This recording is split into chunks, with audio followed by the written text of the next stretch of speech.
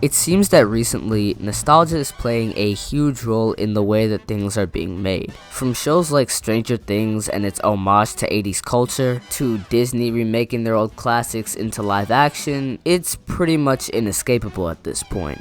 And this philosophy definitely applies to video games, especially indie games. Whether it be Undertale's approach to storytelling and humor, reminiscent of Earthbound, to Ukulele's 3D platforming ripped straight out of Banjo-Kazooie, and Bloodstained Curse of the Moon with its homage to the NES Castlevania series. But if there's one game that I can say absolutely nailed that nostalgic look, it would be Cuphead.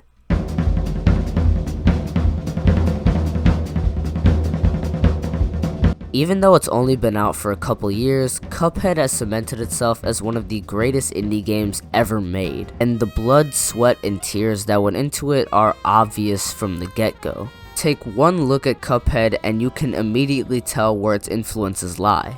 It brilliantly pays tribute to classic cartoons and its distinctive art style and soundtrack.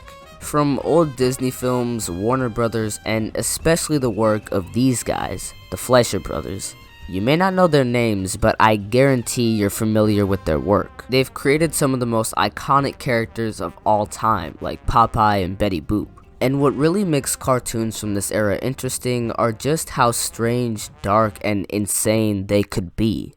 You see, during this time, animation was still in its relative infancy, and creators were just beginning to realize the medium's potential for creative storytelling. And as it was still gaining traction, it hadn't fully established itself as the children's medium we know it as today. And thus, animators were allowed to experiment with different elements of the cartoon without the limitation of it being kid-friendly. The only limit to what you can create in animation is your own imagination, and you can really see this philosophy applied in the films created in this era. Characters no longer had to be people. They could be cats, dogs, ghosts, skeletons, trees, houses, you name it. And this is perfectly complemented by the darker themes associated with these cartoons, such as Mickey Mouse and the Mad Doctor, where they practically torture Disney's beloved mascot, or Swing You Sinners, a huge inspiration for this game, where the main character is trapped in a graveyard, taunted by spirits that are threatening to kill him and drag him down to hell.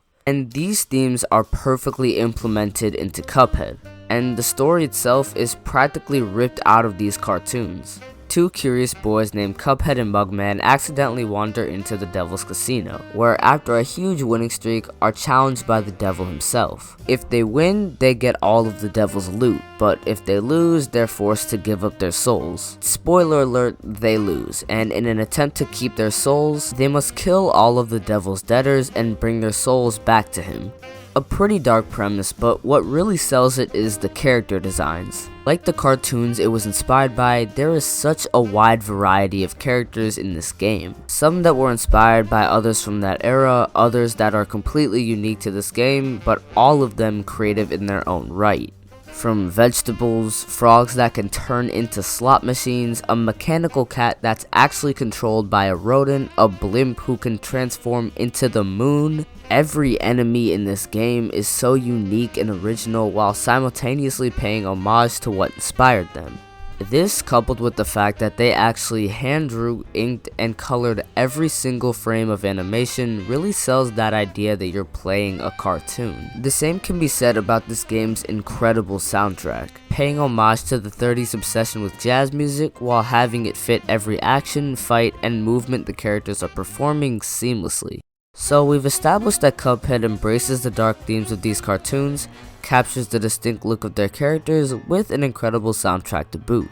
That's great and shows that the developers know how to perfectly replicate the feel of these 30s cartoons with their own unique twist. But this isn't a 30s cartoon, it's a video game.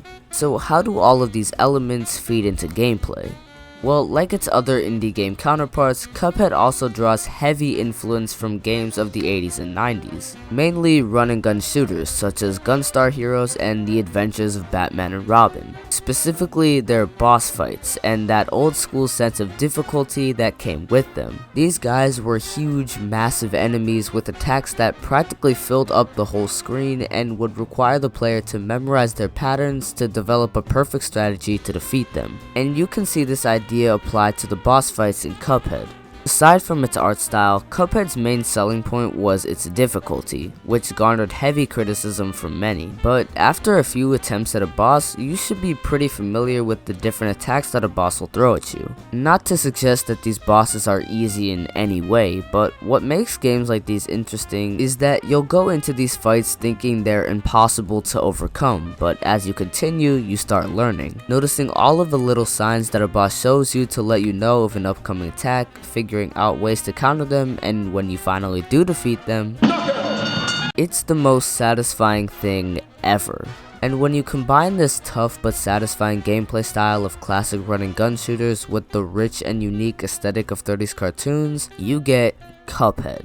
And somehow, they work together perfectly. The bosses here are some of the most unique I've ever seen in a video game, and the way that they implement both of these elements together seamlessly is honestly a work of genius. The bosses in Cuphead go through a number of phases throughout the course of the fight, which works on a gameplay level because it makes the fight go on longer without it getting repetitive, forces players to come up with multiple strategies on how to defeat each phase, and feel small moments of victory throughout the fight. It keeps the player guessing, on their feet, and anxious to begin the battle again when they eventually get killed.